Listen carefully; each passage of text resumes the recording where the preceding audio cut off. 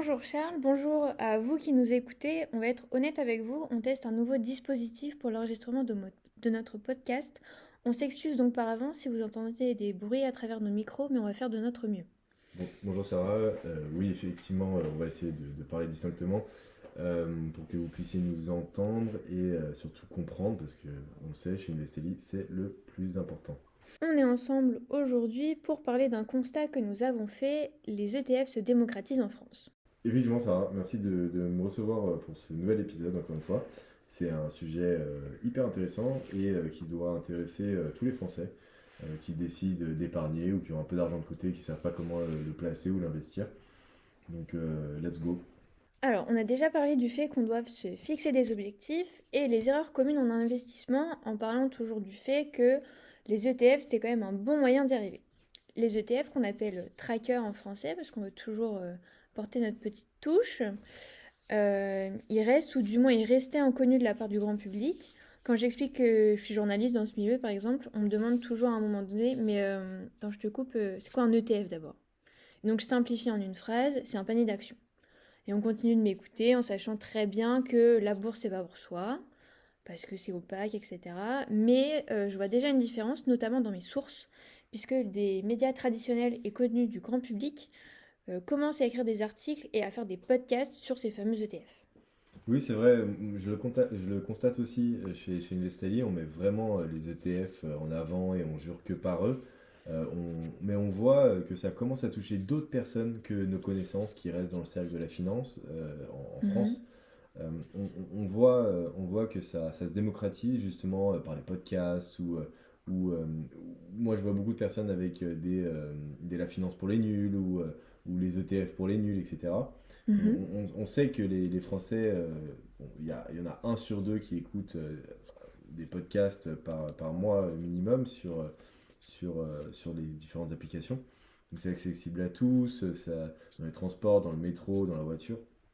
Donc, euh, et surtout les ETF permettent de démocratiser le monde de la finance grâce à son accessibilité. Ça permet d'apporter de la transparence à un monde assez opaque comme tu l'as dit, en donnant la possibilité à des personnes de s'initier à ce monde plutôt nouveau pour beaucoup d'entre nous. Mhm. Donc les ETF, ils entrent dans la tête de nouveaux investisseurs si on regarde les chiffres fournis par l'AMF. Ils sont présents dans de plus en plus de contrats d'assurance vie, qui est quand même l'enveloppe privilégiée par un très grand nombre de Français, même s'ils ne font pas de placement à proprement parler, ils mettent au moins des liquidités dessus. On note une augmentation de 55% par rapport à 2021. Est-ce qu'on sait auprès de qui cette démocratisation elle est visible? Déjà, en Europe, c'est très clair. Les ETF, c'est le truc du moment, c'est à la mode. Notamment en Allemagne, en Italie, au Royaume-Uni, ça a boomé. Les étudiants, les jeunes actifs se ruent sur les ETF. Ok. Les S&P 500, Mm. voilà, même les différents CAC de chaque pays sont déclinés en ETF et euh, ils sont, euh, ils sont très très férus de ça. En France, on reste un peu frileux, mais comme on vient de le dire, il y a le barrage qui commence à sauter. Euh, Certains particuliers s'intéressent à l'épargne et, euh, et du coup se disent bah, où est-ce que je peux, au lieu d'aller dans la pierre, eh ben, je vais peut-être aller dans les ETF. Euh, donc, sûrement à cause de la réforme des retraites, les gens ont commencé à vraiment se pencher sur la question comment je peux vivre jusqu'à X ou X années avec un potentiel financier plein, tout en me faisant plaisir, la vie devient plus chère, donc l'inflation, blablabla, enfin des choses qui font vraiment peur. Les médias sont clairement nos dents constamment par rapport à ça.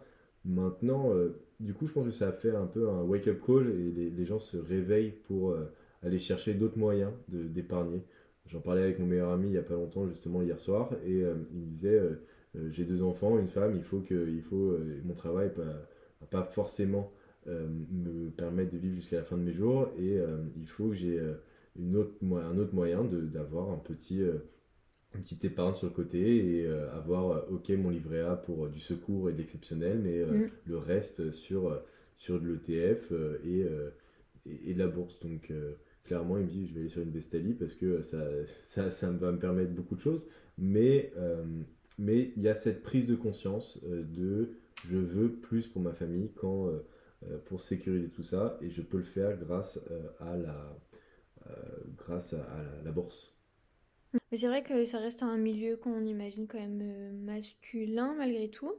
Mais je pense que vous avez tous entendu parler de l'étude d'Harvard, je crois, qui montre que les femmes investissent mieux, surtout parce que c'est bien de mettre de l'argent quelque part, mais bien le gérer, c'est ce qui importe le plus.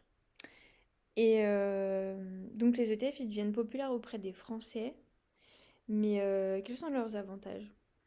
Alors, effectivement, clairement, l'étude d'Harvard sur les femmes qui investissent beaucoup mieux que les hommes, c'est vrai. Dans le milieu financier, les femmes sont beaucoup plus long terme, moyen terme et sur leur type d'investissement, que ce soit risqué ou moins risqué. Elles sont, et même sur la partie cash out, donc quand elles retirent leurs investissements, euh, il y a souvent une phrase qui dit qu'un homme va aller s'acheter une Ferrari rouge, alors qu'une femme va plutôt aller racheter une action Ferrari. Et ça fait vraiment tilt, et même sur le comportement à la maison, que ce soit des hommes et des femmes. Une femme est beaucoup plus sur le long terme et comment faire vivre une famille pour ses enfants, etc. Alors qu'un homme va être beaucoup sur le short terme et du très risqué short terme, va réussir à gagner beaucoup d'argent en très peu de temps et, euh, et, se, et se mettre en avant pour aller se faire un petit plaisir à ce moment-là. Euh, on a clairement pu aborder ces points-là sur les différents épisodes précédents. Mm. Les frais de gestion sont bas, la transparence, c'est un pilier de ce produit d'épargne dans les ETF.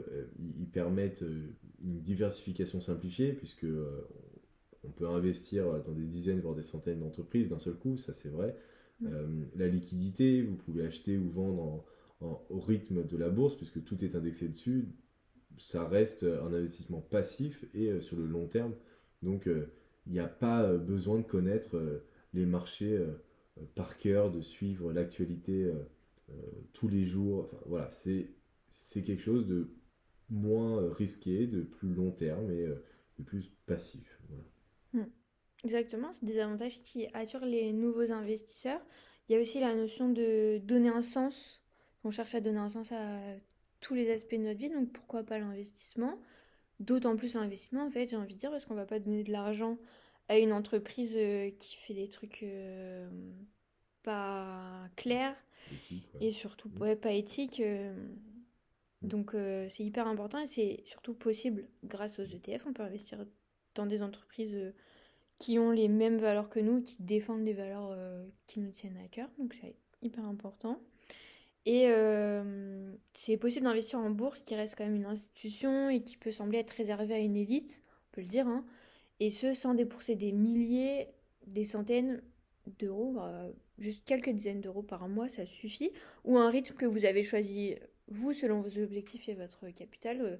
Il n'y a aucune règle, mais celle de continuer d'investir assez régulièrement, c'est une des un des points essentiels quand même dans l'investissement. Ouais, ouais, complètement. Complètement. Si vous allez voir une banque ou votre banque et vous leur dites je veux investir en bourse dans les ETF, leur réponse va souvent être est-ce que vous avez 10 000 ou 15 000 euros à mettre? Alors Alors que non, pas du tout, pas du enfin. tout. Donc c'est vraiment le but, c'est la bourse, vous pouvez le gérer. Maintenant, c'est sûr que beaucoup d'applications de trading, vous allez les télécharger. euh, je pourrais en citer plusieurs, mais vous allez les télécharger et vous n'allez pas savoir les utiliser parce que c'est pas user-friendly, c'est pas instinctif. Vous posez des questions sur comment ça marche et ça veut dire quoi cette courbe et cette courbe pourquoi elle se croise. Alors que il suffirait du coup juste de pouvoir vous éduquer sur comment ça marche, de pouvoir simuler ça grâce à un jeu qui est présent sur une application, et voilà, avant de vraiment passer sur du réel à, euh, à, avec votre argent et voilà, vous avez travaillé pour avoir cet argent. Non, vous avez juste à vous éduquer un minimum Et vous allez voir que c'est plutôt simple de comprendre qu'une information vient faire bouger un cours, un ETF, une action, sur les marchés boursiers. Et à partir de là, vous faites les meilleurs choix sur j'investis pas, risqué, pas risqué, en fonction de la fluctuation du marché. Voilà. Et tout ça, vous pouvez le découvrir sur notre app, hein, sur l'application Investali. Mais une chose est sûre l'investissement, et ça c'est ce que tu as dit, Sarah, c'est plus on commence tôt, euh, plus ça fait un effet boule de neige sur du long terme, ou même du moyen terme. Si vous avez un objectif précis, vous le gardez et vous vous arrêtez à cet objectif et vous continuerez sur un nouvel objectif. Ça permet d'éviter l'effet casino. Donc voilà, plus vous vous y intéressez, plus vous en faites à des petites sommes, plus vous prenez du risque, de la connaissance et de la maturité sur ce que vous faites. Et du coup, ça ne peut que vous être bénéfique sur du long terme. Exactement.